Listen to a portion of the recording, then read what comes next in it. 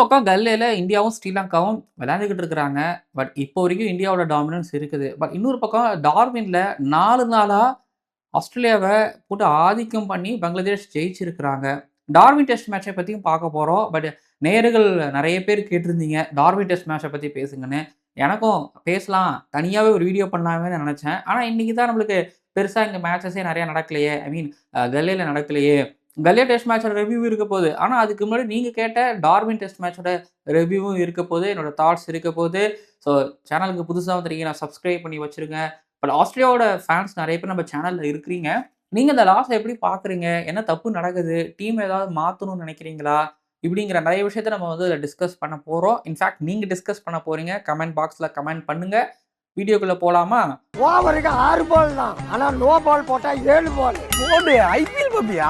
ஜேரியல் ladies and gentlemen இந்த ICC world test championship 2027ல இந்திய டூர் ஆஃப் ஸ்ரீலங்கா 2026ல கல்லேல நடந்துகிட்டு இருக்கக்கூடிய ஃபர்ஸ்ட் டெஸ்ட் மேட்ச் டே 2வோட அனாலிசிஸ் அண்ட் ரிவ்யூ, அதுக்கப்புறம் டே 3யோட ப்ரீ அனாலிசிஸ், அதுக்கப்புறம் டார்வின்ல நடந்து முடிஞ்ச Australia versus Bangladesh first test மேட்சோட ரிவ்யூங்கிறத தாண்டி என்னோட தாட்ஸ் அதை பார்க்க வந்திருக்கீங்க இந்த ஸ்பெஷல் இருக்கான ஷோல.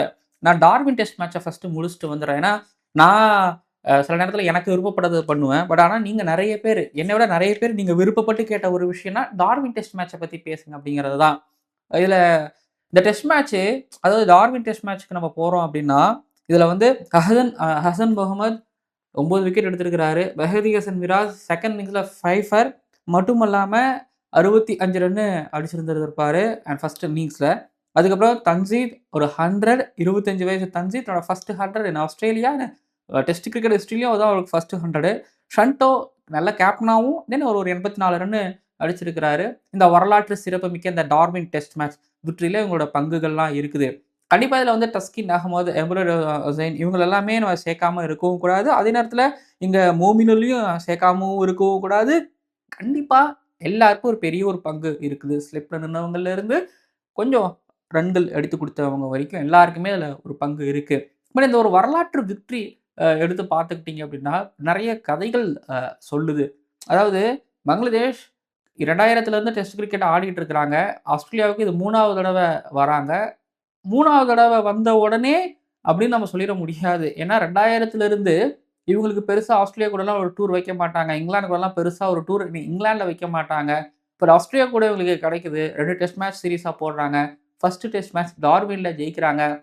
இந்த டெஸ்ட்ல சிறப்பம்சம் என்னன்னா, நான் இந்த இப்ப இண்டிவிஜுவல் பெர்ஃபார்மன்ஸ் சொன்னேன்ல. ஆனா அந்த 4 நாளும் ஆஸ்திரேலியாவ மண்டி போட வச்சிருக்காங்க. இந்த வார்த்தை தடித்து இருக்கலாம். பட் ஆனா அதுதான் உண்மை. 4 நாளும் பங்களாதேஷோட ஒரு டாமினன்ஸ் அப்படிங்கிறது. நாளு ஆஸ்திரேலியா கிட்ட உங்க டாஸ் வின் பண்ணீங்கல்ல. ம். சரி வின் பண்ணிட்டு போங்க. பட் மேட்ச வின் பண்ண முடியாது. அதாவது ஆஸ்திரேலியாவ நாள் 198க்கு காலி பண்றாங்க. இன்ஃபாக்ட் ஸ்டீவ் ஸ்மித்துக்கு பேட்ல பட்டுச்சு. ஆனா அவர் நின்னாரு. தர்மசேனா தர்மம் காப்பா அப்படிங்கிற மாரி அவர பத்தி நான் என்ன சொல்றதுன்னு எனக்கு தெரியல. நெறைய தடவ இந்த மாரி டெசிஷன்ஸ் குடுத்துருக்காரு. ஸ்மித்துக்கு அவுட் தரல. அங்கருந்து ஸ்மித் வந்து பார்த்தீங்கன்னா, ஒரு பெரிய ரன்கள் எடுத்துக்கிட்டு போனாரு. பட் ஆனா டீம் ஸ்கோர் 198ஓட மங்குச்சு. உங்களுக்கு 1 1/2 செஷன் இல்ல. உங்களுக்கு 1 1/2 செஷன் தான் உங்களுக்கு நாங்க பவுலிங் போடுவோம்னு காலி பண்ணாங்க அப்படின்னா, திரும்ப 138 ஓவர்ஸ் ஆஸ்திரேலியாவோட அவங்களோட Stark, Hazlewood, Pat Cummins, Nathan line அவங்களோட பெஸ்ட் பவுலிங் அட்டாக்கோட சேர்த்து நில்லுங்க, வெயில் நில்லுங்க அப்படின்னு நிக்க விட்டு 426 ரன்கள் ஒரு பக்கம் அப்படின்னா, திரும்ப லீடு எடுத்தாங்க. பட் ஆஹா! ஓஹோ! இப்போ இதுதான் ஆஸ்திரேலியா, இவங்க தான் ஆஸ்திரேலியா, நாங்க தான்டா பெரிய டீம் அப்படிங்கிற மாரி இருந்தாங்கன்னா, லீடு வெறும் 50 சச்சம், 60 சச்சம் இல்ல. அடிச்சிருந்திருக்கணுமே. 284க்கு செகண்ட் இன்னிங்ஸ்ல ஆல் அவுட் ஆகுறாங்க.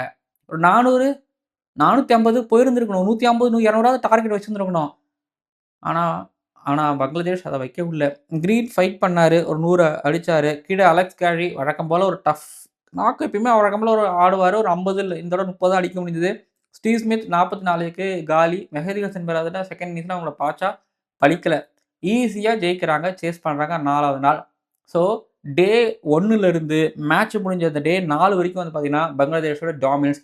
இது டாமினன்ஸ் அந்த டாமினன்ஸ் அப்படிங்கிறது வந்து அதுவும் ஆஸ்திரேலியாவோட ஹோம்ல டாமினன்ஸ் அப்படிங்கிறது எல்லாமே வந்து சி ஏதாவது ஒரு செஷன் வந்து மாறி மேட்ச் மாத்துச்சுன்னு சொல்லலாம். இல்ல ஒரு ஒரு நாள்னு சொல்லலாமா? இல்ல 4 நாளும் இவங்க கட்டுக்குள்ள தான் இருக்குது. ஏதோ மிர்பூர்லயா விளையாடுனாங்க, சைலண்ட்லயா விளையாடுனாங்க, டாக்காலயா விளையாடுனாங்க அப்படிங்கிற மாரி இப்போ எனக்கு தோணுது. அப்படிதான் இருந்துச்சு. ஒரு பக்கம் தன்சீத் இப்போ இந்த பங்களாதேஷ்ல ஸ்கோர் கார்டு நீங்க பாருங்களேன். தன்சீத் அவரு 100 அடிச்சிருக்கிறாரு. அப்புறம் ஹசன் மஹ்மத் அவர் ஒரு 5 எடுத்திருக்கிறாரு. மெஹதி ஹசன் மிராஸ் ஒரு 5 விக்கெட் எடுத்திருக்கிறாரு. இப்படிங்கிறது எல்லாமே ஏதோ அதான் சொல்றாங்க மிர்பூர், டாக்கால நடந்த இது ஏதோ பங்களாதேஷ் ஹோம் டெஸ்ட் மேட்ச் மாரிலாம் எனக்கு இருந்திருக்குது. அப்படித்தானே பண்ணியிருக்கிறாங்க. கம்ப்ளீட்லி அவுட்ஸ்டாண்டிங்கான victory. 2005 Cardiff ODI match NatWest test series. Ricky Ponting வந்து அப்போ சைமன்ஸ் முந்தின நாள் சரக்கு அடிச்சிட்டாருன்னு நெனைக்கிறேன். அதனால அந்த மேட்ச்ல வந்து பார்த்தீங்கன்னா, அவர் சேர்த்துக்கல. நெறைய தடவ நடந்திருக்கு சைமன்ஸ்க்கு. பட் அதில ஒரு ஓடிஐ மேட்ச்சு. அதிலயும் ஒரு ஃபுல் ஸ்ட்ரென்த் ஒரு ஆஸ்திரேலியன் டீம் ரிக்கி பாண்டிங்கோட கேப்டன்ஸ்ல கிளென் மெக்ரா, கில்லஸ்பி, காஸ்பரோச், அதுக்கப்புறம் Brad Hogg, Michael Clarke, Hussey அப்பதான் உள்ள வந்த நேரம். அதுக்கப்புறம் இங்க கில்கிறிஸ்ட்டு, ஹெய்டனு இப்படி ஒரு டீமு. இந்த டீம பங்களாதேஷ் ஜெயிப்பாங்க. அதுலயும் அஷ்ரஃப் எல்லாம் ஞாபகம் இருக்கா? அந்த டீம்ல அந்த டைம் ஒரு மாரி ஹேண்ட்சம் கிரிக்கெட்டர் அவரு. செம்மையா ஆடுவாரு. அவர் 100 அடிப்பாரு. அகைன்ஸ்ட் கில்லஸ்பி, மெக்ரா, காஸ்பரோச், ஹாக் இவங்களுக்கு அகைன்ஸ்ட்டா அடிப்பாரு. அந்த அந்த ஓடிஐ மேட்ச்க்கு அப்புறம் தான் 2007 T20 வேர்ல்டு கப்ல ஜிம்பாப்வே கிட்ட தோப்பாங்க ஆஸ்திரேலியா. எனக்கு அந்த டிக்கெட்ல ஆஸ்திரேலியா தோத்ததுன்னா எனக்கு இந்த 2 தான் ஞாபகம் வரும். ஒண்ணு T20னா ஜிம்பாப்வே கிட்ட T20 வேர்ல்டு கப்ல தோத்தது. ஓடிஐனா பங்களாதேஷ் கிட்ட அவங்க தோத்தது ஒரு பக்கம். பங்களாதேஷோட அ வரலாற்றிலே இதுதான் பெரிய ஒரு விக்டரி அப்படின்னு வந்து அவங்கள கேப்டன் ஷன்டோ சொல்ட்டாரு. இப்படி சொல்லியிருக்கிறாரு. Biggest win for Bangladesh in any format அப்படின்னு கேப்டன் ஷன்டோ சொன்னாரு. உண்மையான்னு கேட்டா அது உண்மதான். உண்மதான். பட் அதுல பாதி பொய் இருக்குன்னு கூட நான் சொல்லுவேன். ஏன்னா, எனக்கு 2007 ஓடிஐ வேர்ல்டு கப்ல இந்தியாவ பீட் பண்ண பங்களாதேஷோட வின்னுங்கிறது எனக்கு தெரிஞ்சு ஒரு கிரேட்டஸ்ட் வின். இப்போ வரைக்கும் அத நான் ஞாபகம் வச்சிருப்பேன். இப்ப டெஸ்ட் எ வின்னு பெருசு தான். 4 நாள் ரொம்ப பெருசு. ஓகேங்களா? ஆனா, அதுக்கு நிகர் இது இருக்குதுங்கிறதையும் நான் சொல்லிக்கிறேன். அப்புறம் மிர்பூர்லயும் உங்க ஆஸ்திரேலியா ஒரு தடவ தோற்கடிச்சிருந்திருப்பாங்க. 2017ல தோற்கடிச்சிருந்திருப்பாங்க. அதையும் நான் தெரிவிச்சுக்கிறேன். அது போக வேற ஏதாவது பங்களாதேஷ்ல பின்னுன்னு இருக்குதுன்னா, நியூசிலாந்துக்கு அகைன்ஸ்டா மவுண்ட் மேகனைல வந்து 2024 டெஸ்ட் சீரிஸ் வின் பண்ணுவாங்க. டெஸ்ட் சீரிஸ் இல்ல, டெஸ்ட் மேட்ச் ஒண்ணு வின் பண்ணுவாங்க. அப்புறம் அந்த இடைப்பட்ட வருஷத்திலேயே வந்து சவுத் ஆப்பிரிக்கா கிட்ட ஓடிஐ சீரிஸே ஜெயிப்பாங்கன்னு நெனைக்கிறேன். ஐம் நாட் ராங் ஜெயிப்பாங்க. இதெல்லாம் ஞாபகம் இருக்கு. பவுமா அப்ப கேப்டனா இருப்பாரு. இந்த மாரிலாம் எனக்கு ஞாபகம் இருக்குது. ஸோ இந்த டிக்கேட் எடுத்துக்கிட்டீங்க அப்டின்னா, பங்களாதேஷ் கிட்ட வின்னு இருக்குது. ஓகேங்களா? பட் கன்சிக்யூட்டிவா இருக்குதான்னா, இல்ல. இப்போ ஒண்ணும் இல்ல. இப்போ இந்த சீரிஸ்க்கு முன்னாடியே பங்களாதேஷ் வந்து நம்ம பண்ணிட்டு வருவாங்க. நீங்க ஹராரே ஒண்ணும் இல்ல. ஜூன் 26ஆம் தேதி ஹராரேல வந்து டெஸ்ட் மேட்ச் ஒண்ணு ஆடுவாங்க. ஜிம்பாப்வேக்கு அகைன்ஸ்டா. இன்னிங்ஸ் லாஸ் 140க்கு ஆல் அவுட் ஆயிருப்பாங்க. 185க்கு ஆல் அவுட் ஆயிருப்பாங்க. சரி அங்கேருந்து முடிச்சுட்டு இங்க ஆஸ்திரேலியா கூட ஒரு பிராக்டிஸ் மேட்ச் ஆடுறதுக்காக பண்ணும்போது 54 ரன்னுக்கு ஆல் அவுட். இப்ப 54 ரன்னுக்கு பங்களாதேஷ் ஆல் அவுட் ஆனாங்களா, கிண்டல் பண்ணாங்க. என்னங்கடா நீங்க என்னடான்னா இப்போ ஒரு ஒரு ஒரு சின்ன பிராக்டிஸ் மேட்ச்ல போயிட்டு ஒரு ஏ டீம்ட்ட போய் தோக்குறீங்களா? நீங்க எதுக்குடா? அப்படிங்கிற மாரி இங்க கிண்டல் பண்ணவங்க இருக்காங்க. ஹராரேல மொரட்டடி. இங்க குத்து வாங்கியிருக்கிறாங்க. ஆனா இங்க வந்து ஆஸ்திரேலியா பீட் பண்ணியிருக்காங்க. இதுதான் Bangladesh. Welcome to Bangladesh cricket அப்படின்னு நான் சொல்லுவேன்.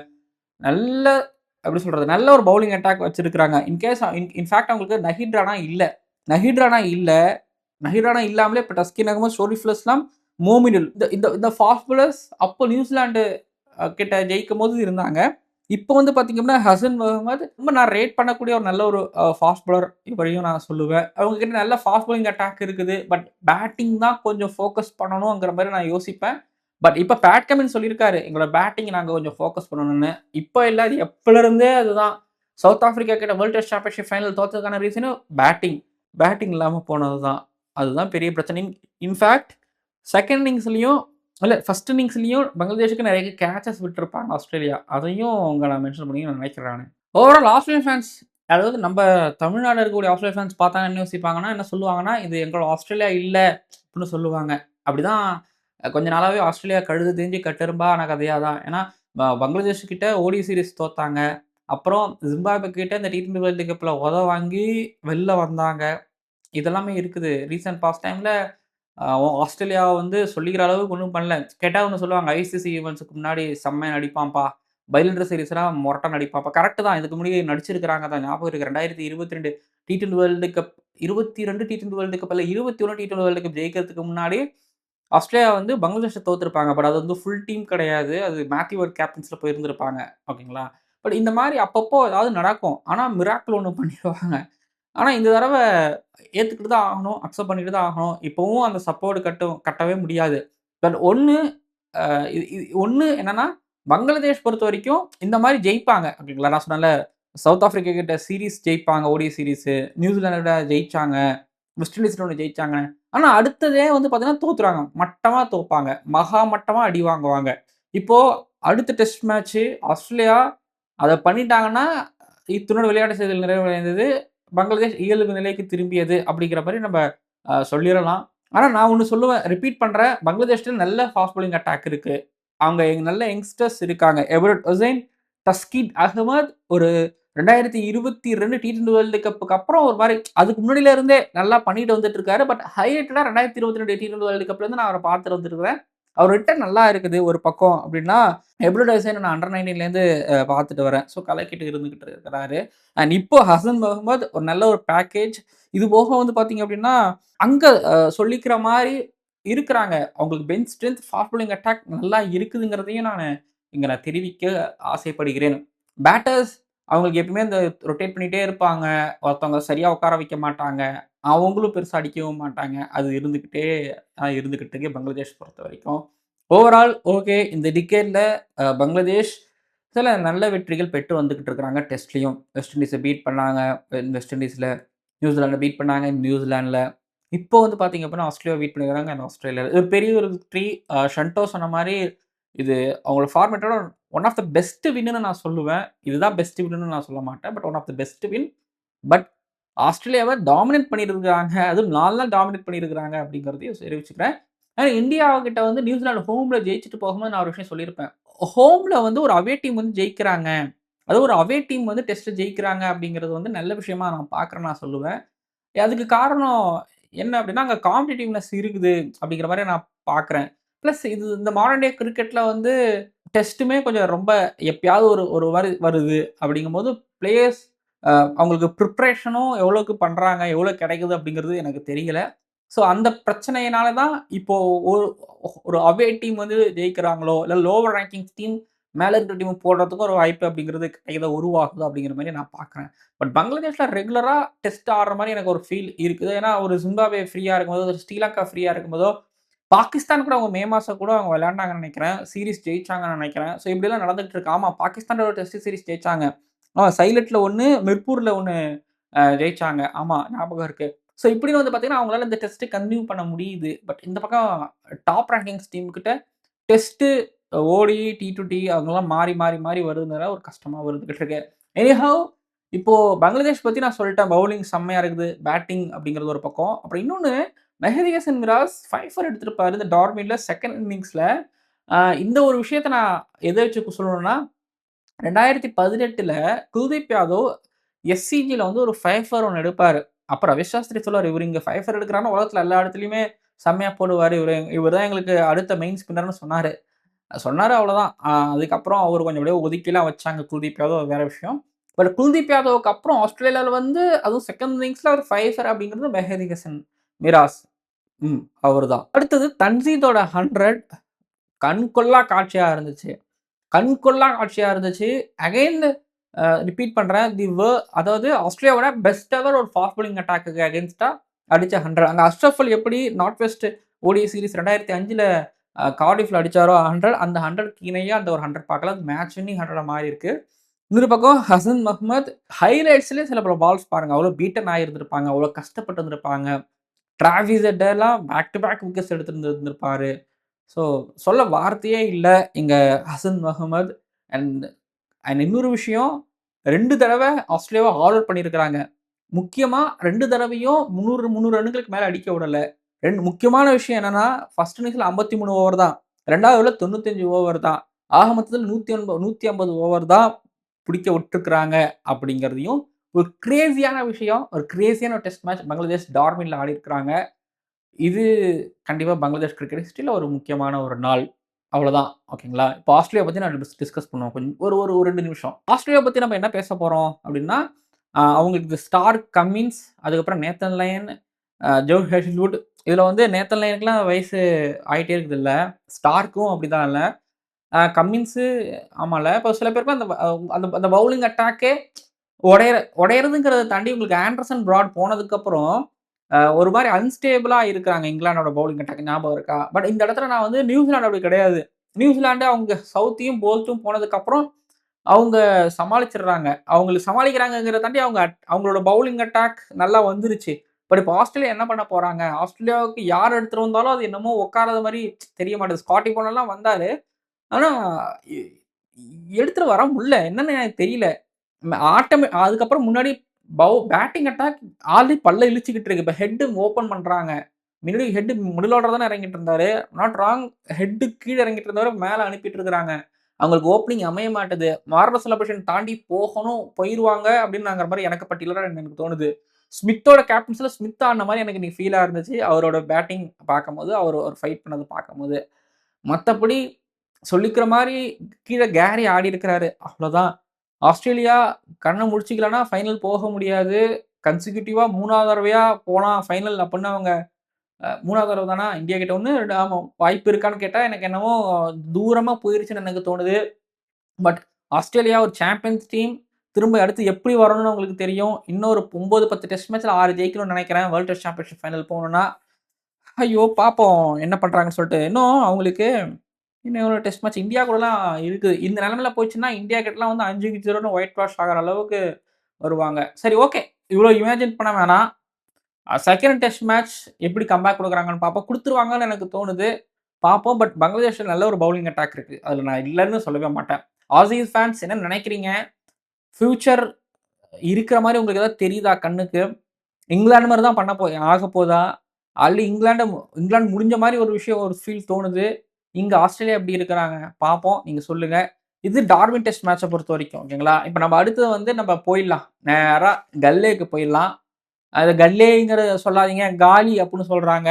இங்கிலீஷ்ல கல்லேன்னு சொல்றது, அப்புறம் தமிழ்ல காலின்னு சொல்றது. இப்ப நான் இங்கிலீஷ்ல சொல்லவா? தமிழ்ல சொல்லவான்னா, நான் கல்லேன்னு சொன்னேன்னா, அத இங்கிலீஷ்ல எடுத்துக்கோங்க. காலின்னு சொன்னேன்னா, தமிழ்ல எடுத்துக்கோங்க. ஓகேங்களா? நான் கல்லேன்னு சொன்ன உடனே கீழ வந்து காலின்னு சொல்லுங்கன்னு சொல்லாதீங்க.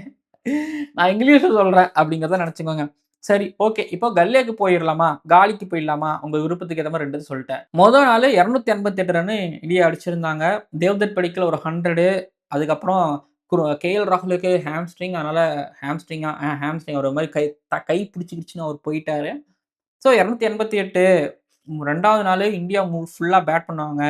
500, 600 ரன் அடிப்பாங்க அப்படிங்கிற மாரி நம்ம பேசியிருப்போம். அண்ட் மொத நாள் ஸ்ரீலங்காவோட பவுலிங் அட்டாக் இன்கன்சிஸ்டன்ட்டா இருந்தாங்க. விக்கெட் நல்லா பேட்டிங் ஃபேவரா இருந்தது. பட் ஆனா ஸ்ரீலங்காவோட பவுலிங் சரியில்லைங்கிற மாரிலாம் நம்ம சொல்லியிருந்தோம். கைவசம் 8 விக்கெட் வச்சிருக்காங்கன்னு சொல்லியிருந்தோம். ஆனா இன்னைக்கு நடந்தது வேறு. ஓகேங்களா? ஃபர்ஸ்ட்டு கிட்டத்தட்ட 1 1/2 செஷன் வந்து மழை தூக்கிட்டு போயிருச்சு. காலைல மேட்ச் நடக்கவே இல்ல. லஞ்ச் சீக்கிரம் எடுத்துட்டாங்க. லஞ்ச் சீக்கிரம் எடுத்ததுக்கு அப்புறம் வந்து செகண்ட் செஷன்லயே வந்து மழை வ வ வர ஆரம்பிச்சுது. அதுக்கப்புறம் மேட்ச் நடந்துச்சு. இன்னைக்கு வந்து பார்த்தீங்க அப்படின்னா, கிட்டத்தட்ட 43 ஓவர் தான் போடப்பட்டுச்சு. 172 ஓவர் 178 ரன்கள் மட்டும் அடிக்கப்பட்டிருக்கு. கிட்டத்தட்ட 6, 7 விக்கெட்டு எடுத்திருப்பாங்கன்னு நான் நெனைக்கிறேன். ஆமா, ஆமா. ம். இன்னைக்கு மட்டுமே வந்து பார்த்தீங்க அப்படின்னா, 7 விக்கெட் எடுத்திருக்கிறாங்க. ஸோ, நேத்தைய காட்டிலும் இன்னைக்கு என்ன ஸ்ரீலங்காவோட பவுலிங் நல்லா இருந்துச்சா? என்ன ஆச்சு? அ ஸ்ரீலங்கா தான் பவுலிங் பண்ணாங்களா? இல்ல ஏதாவது இந்தியா பேட்டர்ஸ் ஸ்டெம்புக்கு கிம்பா அடிச்சு விட்டு போயிட்டாங்களா? விக்கெட் அவங்க அப்படி ஏறிடுச்சா? அப்படின்னு நீங்க கேட்கறது எனக்கு புரியுது. பட் ஸ்டில் அப்படி கிடையாது. இன்னைக்கு இன்னைக்கு ஸ்ரீலங்கா சைட்லருந்து கெஹாராவோட ஒரு பவுலிங் லைன் இன்னைக்கு மேட்ச் போடும்போதே காமிச்சுட்டு இருந்தாங்க. இன்னைக்கு மேட்ச் பார்க்கும்போது கொஞ்சம் விறுவிறுப்பா இருந்துச்சு. என்னடா ஒரு ஒரு வெறுமனே பேட்டிங் மட்டுமே டாமினேட் பண்றாங்களே! ஒண்ணுமே இல்லையே! காம்படிட்டிவ்னஸ் இல்லையேன்னு நம்ம ஃபீல் பண்ணாத அளவுக்கு இன்னைக்கு இல்ல. இன்னைக்கு இருந்துச்சு. இன்னைக்கு அசித்த பெர்னாண்டோ நியூ பால் அதுவும் செகண்ட் நியூ பால் எடுத்தாங்க. அதுல அசித்த பெர்னாண்டோ, லஹிரு குமராவோ, முக்கியமா கெஹராவோ நல்லாவே பவுல் பண்ணாங்க. எனக்கு especially Asitha பெர்னாண்டோடைய second new ball spells நல்லா இருந்துச்சு. கெஷாராவ அடிக்க போய் பண்ட்டு அவுட் ஆனாரு. தூக்கி அடிக்க போனாரு. இன்னொரு பக்கம் வந்து பார்த்தீங்க அப்படின்னா, அ கெஷாரா தான் வந்து சாரி கெஷாரா கிட்ட தான் கேஎல் ராகுல் ஃபார்வர்ட் ஷாட்ல கேட்ச் எடுத்துட்டு கேட்ச் ஆகி அவுட் ஆயிடுவாரு. ஜடேஜாவ எல்பிடபிள்யூ ஆக்குனாரு. ஸோ இன்னைக்கு கெஷாராவுக்கு இந்த ஒரு 3 விக்கெட்டு மெமரபிள் ஒரு விக்கெட்டு. அதுலயும் பண்டோட விக்கெட் அப்படிங்கிறது அவரோட ஃபர்ஸ்ட் டெஸ்ட் விக்கெட் அப்படிங்கிறது கிட்டத்தட்ட ஸ்ரீலங்காவுக்கு ஒரு 50 ரன், 60 ரன் கம்மி பண்ணி குடுத்திருக்கிறாரு. KL ராகுலோட 30, 30, 40 run புடுங்கியிருக்கிறாரு. ஜடேஜாவும் நின்னாருன்னா ஒரு 60 ரன் அடிப்பாரு. கிட்டத்தட்ட இவரு முடித்த அந்த 3 விக்கெட் 150 ரன்கள் அன்னைக்கு கம்மி பண்ணி குடுத்திருக்கிறாரு. எக்ஸ்ட்ராவா இன்னொரு 2 செஷன் ஃபீல்டுல நிக்கிறத வந்து அவரு கட் பண்ணி குடுத்திருக்கிறாருங்கிறது ஒரு பக்கம் அப்டின்னா, பிரபத் ஜெயசூர்யா இன்னைக்கு வந்து பார்த்தீங்க அப்படின்னா, தேவ்தத் படிக்கல எடுத்தாரு. அதுக்கப்புறம் வந்து பார்த்தீங்க அப்படின்னா, துருவ் ஜுரலோட விக்கெட் வந்து நீங்க பிரபத் ஜெயசூர்யாவுக்கு குடுக்குறதுங்கிறத தாண்டி தனஞ்சய் டிசிலோட கேட்ச நம்ம இங்க வந்து குடுக்கலாம். ஸோ இன்னைக்கு டே 2ல ஸ்பின்னர்ஸ் கிட்டத்தட்ட 6 விக்கெட்ஸ் இல்ல 8 விக்கெட்ஸ் எடுத்திருக்காங்களா? 6 விக்கெட்ஸ் எடுத்திருக்காங்க. 108 ரன்னு 108 ரன்னு மட்டும் குடுத்திருக்காங்க. நேத்திக்கு 205 ரன் குடுத்து ஒரே ஒரு விக்கெட் மட்டும் தான் எடுத்தாங்க. அது பிரபத் ஜெயசூர்யாவா இருக்கலாம், கெஷாராவா இருக்கலாம், தனஞ்சய் டி சில்வாவாவும் இருக்கலாம். பட் இன்னைக்கு ஸ்பின்னர்ஸ் அவுட்ஸ்டாண்டிங்கா பவுல் பண்ணாங்க. அதுவும் செகண்ட் நியூ பால் வந்ததுக்கு அப்புறம் பவுல் பண்ணாங்க. இன்னைக்கு பண்ணது இருக்குதுல்ல, இத வந்து பார்த்தீங்கன்னா நேத்திக்கு பண்ணியிருந்தாங்கன்னா, நேத்திக்கு செஞ்சிருந்தாங்கன்னா, அஃப்கோர்ஸ் இன்னைக்கு வந்து 460 ரன் வந்திருந்திருக்காது இந்தியா. 360லயே இந்தியா ஆல் அவுட் பண்ணியிருந்திருப்பாங்க. 2வது நாள் பேட் பண்ண வந்திருந்திருக்கலாம் ஸ்ரீலங்காவ பொறுத்தவரைக்கும். நேத்திக்கு அதான் சொன்னேன்ல நேத்து வீடியோ முடியும்போது சொல்லியிருந்திருப்பேன். டே 1 முடிஞ்சதுக்கப்புறம் கண்டிப்பா அவங்க அனலிட்டிக்ஸ் டீம் உட்காந்து ஒர்க் பண்ணியிருந்திருப்பாங்க. லெங்த் அப்படிங்கிறது. நேத்திக்கு நெறையாவுக்கு கெஷாரா ஃபுல்லா போட்டிருந்திருக்காரு. பட் இன்னைக்கு குட் லெங்த்ல போட்டாருங்கிற மாரியே நாங்க பார்க்கவும் முடிஞ்சுச்சு. ஸோ, அதுக்கு அவருக்கு கையும் குடுத்துச்சு. ஸோ, அதனால தான் வந்து பார்த்தீங்கன்னா, ரிஷப் பண்ட் டெம்ப்ட் ஆயி ஸ்டெப் அப் பண்ணி அடிக்க போனாரு. ஓகேங்களா? அதுக்கப்புறம் அதுக்கப்புறம் வந்து பார்த்தீங்க அப்டின்னா, அ கேஎல் ராகுல் அவுட் ஆகுனது ஃபார்வர்ட் ஷாட்ல எட்ஜ்.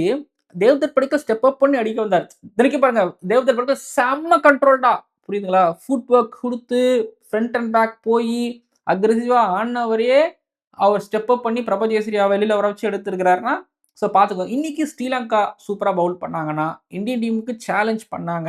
பட் அதுல எக்ஸ்பெஷன்ல வந்து பார்த்தீங்கன்னா, நான் துருவ் ஜுரல் சொல்லுவேன். ஏன்னா துருவ் ஜுரல் வந்து நீங்க ஃபாஸ்ட் பவுலர்ஸ்களுக்கு வெயிட் பண்ணி ஒரு புல் அடிக்கிறது என்ன, கவர் அடிக்கிறது என்ன, தூக்கி தலைக்கு மேல அடிக்கிறதுன்னு சொல்லிட்டு, ஒரு பக்கம் அவர் அடிக்கிறது, ஸ்டெப் அப் பண்ணி அடிக்கிறது ஒரு பக்கம்னா, இன்னொரு பக்கம் மனோ சுத்தரும் சும்மா சொல்லக்கூடாது.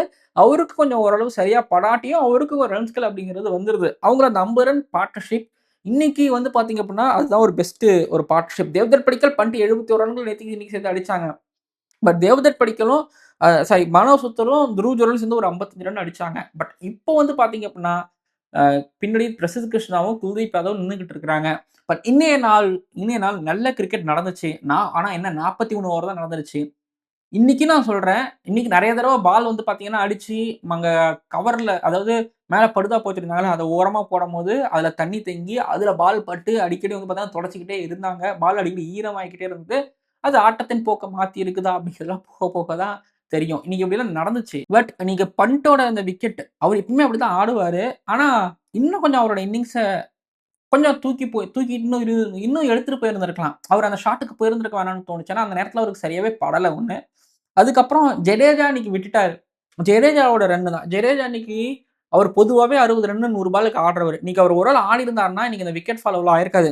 தேவ்தத் படிக்கல் 357க்கு ஆல் அவுட் தேவ்தத் படிக்கல் 357க்கு அவுட் ஆகுறாரு. அடுத்து அங்கருந்து மானவ் சுத்தர் 447க்கு அவுட் ஆகுறாரு. ஸோ, அடுத்த ஒரு 5 விக்கெட் வந்து பார்த்தீங்க அப்டின்னா, அடுத்த ஒரு அடுத்த ஒரு 87 ரன்னுக்குள்ள மொத்தமா சரிய ஆரம்பிக்குது. ஸோ என்ன சொல்ல வரேன்னா, அங்க ஜடேஜா மட்டும் இடையில ஒரு பிரேக் போட்டிருந்தாருன்னா, தேவ்தத் படிக்கல் வந்து 357ல அவுட் ஆகுறாரு. ஜடேஜா 377ல அவுட் ஆகுறாரு. அடுத்து வந்து பார்த்தீங்கன்னா, சிராஜ் அவுட் ஆன உடனே மானவ் சுத்தர் அவுட் ஆகுறாரு. ஸோ இதுக்கு இடையில வந்து ஜடேஜா அண்ட் மானவ் சுத்தர் 2 பேரு நின்றிருந்தாங்கன்னா, இன்னைக்கு இந்தியாவோட இன்னிங்ஸ் எக்ஸ்டெண்ட் ஆயிருந்திருக்கும். இன்னும் ஒரு பெரிய ஸ்கோர் அடிச்சிருந்திருக்கலாம். எப்படியும் இந்தியா இன்னிங்ஸ் வின்னு இல்ல வின் அப்படிங்கிறத வரை நீங்க யோசிக்கலாம். பட் யோசிச்சு பார்த்தீங்கன்னா, ஸ்ரீலங்கா ஒரு வேள ஒரு 300, 350 பிளஸ் அடிச்சுட்டாங்க அப்படின்னா, இப்போ இந்தியா செகண்ட் இன்னிங்ஸ்ல வந்து இன்னொரு 100 ரன் அடிக்கிறாங்கன்னா, விக்கெட் இதே போல தான் இருக்குது அப்படின்னா, செகண்ட் இன்னிங்ஸ்லயும் 200, 250 பிளஸ் சேஸ் பண்ணலாங்கிற மாரி நெலம தான். ஏன்னா எனக்கு ஞாபகம் இருக்கு பாகிஸ்தான் அங்க 342 ரன் சேஸ் பண்ணாங்க. அந்த மாரி ஒரு வேள சேஸ் பண்றதுக்கு எங்கேயாவது வாய்ப்புகள் இருக்குன்னா, இருக்குது. அஃப்கோர்ஸ் இருக்கிறதுக்கு வாய்ப்பு இருக்குங்கிற மாரி நெனைக்கிறேன். பட் பார்ப்போம். இந்தியா கிட்ட பவுலிங் அட்டாக் நல்லாவே இருக்கு. டே 2 பொறுத்தவரைக்கும் இதுதான். டே 3ல இப்ப இந்தியா இன்னும் கையில ஒரு விக்கெட் தான் வச்சிருக்காங்க. ஓவர் நைட்ல இல்லப்பா நான் டிக்ளேர் பண்ணிக்கிறேன்னு டிக்ளேர் பண்ணிப்பாங்களா? நல்ல நான் பேட் பண்றேன். இப்ப குல்தீப் யாதவும், பிரசித் கிருஷ்ணா பேட் பண்ணட்டும். அவுட் ஆகுற வரைக்கும் பேட் பண்ணட்டும்னு போயிட்டு திரும்ப வருவாங்களான்னா, என்ன இன்னும் எக்ஸ்ட்ரா ஒரு 10 ரன், 15 ரன் அடிச்சாங்கன்னா, இல்ல 500ங்கிற மார்க்குக்கு போனாங்கன்னா தெரியல. ஸ்ரீலங்கா சிக்கிறதுனால எந்த பயனும் இருக்குமான்னு எனக்கு தெரியல. ஆனா நாளைக்கு மழை இருக்குங்கிற மாரி தெரிவிச்சிருக்காங்கங்கிற மாரி தெரிவிக்கிறேன். ஆனா, இன்னைக்கு ஒருவேளை யோசிச்சு பாருங்க. இந்தியா வந்து ஒரு 43 ஓவர்னா 1 1/2 செஷன், 2 செஷன் ஃபீல்ட்ல நிக்க விட்டு ஸ்ரீலங்காவ அதுக்கப்புறம் இன்னைக்கு பேட் பண்ண வச்சிருந்தாங்கன்னா, இன்னைக்கு ஏதாவது 1, 2, 3 விக்கெட் பார்த்திருந்திருக்கலாம். இல்ல இன்ஃபாக்ட் இன்னைக்கே ஸ்ரீலங்காவ ஆல் அவுட் பண்ணியிருந்திருக்கலாம். பட் மழை இன்னைக்கு பாருங்க பார்டி எப்படி பண்ணியிருக்குது. ஸோ அதுதான் ஸ்ரீலங்காவோட வெதர் பொறுத்தவரைக்கும் இப்படி தான் இருக்கும். ஓகே. டே 3 என்ன நடக்க போகுதுன்னு பார்ப்போம். சண்டிமல், டிக்வெல்லா, தனஞ்சரி சில்வா, கமிந்து மிண்டிஸ், புதுசா வந்திருக்க லஹிரு, நிரோஷன் சாரி இவங்களுக்கு எல்லாருக்கும் நாளைக்கு வேலை இருக்கிறது. என்ன பண்றாங்கன்னு பொறுத்திருந்து பார்க்கலாம். அண்ட் இந்தியாவோட பவுலிங் அட்டாக் பார்க்க காத்துக்கிட்டு இருக்கேன். ஒரு பக்கம் சிராஜ், ஒரு பக்கம் பிரசித் கிருஷ்ணா, குல்தீப் யாதவ், ஜடேஜா அண்ட் மானவ் சுத்தர். பார்ப்போம் எப்படி பண்றாங்கன்னு சொல்லிட்டு. எனக்கு இந்தியா ஃபர்ஸ்ட் டே கொஞ்சம் ஸ்ரீலங்கா ஃபைட் பண்ணியிருந்தாங்கன்னா, இந்த டெஸ்ட் மேட்ச் இன்னைக்கு நல்ல டெஸ்ட் மேட்ச்சா இருந்திருக்கும் 2வது நாளுமே. 3வது நாள் தான் தெரிய வரும். 3வது நாள் ஒருவேள ஸ்ரீலங்கா ஃபைட் பண்ணிட்டாங்கன்னு வச்சுக்கங்களேன், 5வது நாள் வரைக்கும் சூப்பர் மேட்ச்சா இருக்கும். பார்ப்போம். சரிங்க. இது நிறைவடைகிறது. 2 டெஸ்ட் மேட்ச்சு. ஒண்ணு டார்வின் விக்டரி செம்மையா இருந்துச்சு. பார்த்தாச்சு. காலி டெஸ்ட் மேட்ச்சு. டே 2 ஓட ரிவ்யூவும் பார்த்தாச்சு. நாளைக்கு உங்கள நான் சந்திக்கிறேன். மறக்காம சேனலுக்கு சப்ஸ்கிரைப் பண்ணுங்க. பக்கத்துல இருக்க பெல் ஐகான கிளிக் பண்ணுங்க. அப்புறம் டிஎன்பிஎல்ல இருக்கக்கூடிய டிஸ்ட்ரிக்ட் பிளேயர்ஸோட இன்டர்வியூஸ் நீங்க பார்த்துக்கிட்டு இருப்பீங்கன்னு நினைக்கிறேன். ஷார்ட்ஸா வந்துகிட்டு இருக்கு. பாருங்க. ஷார்ட்ஸ் நான் கொஞ்சம் அப்லோட் பண்ணிட்டு இருக்கேன். பாருங்க. பார்க்கலாம் அடுத்த வீடியோக்குள்ள.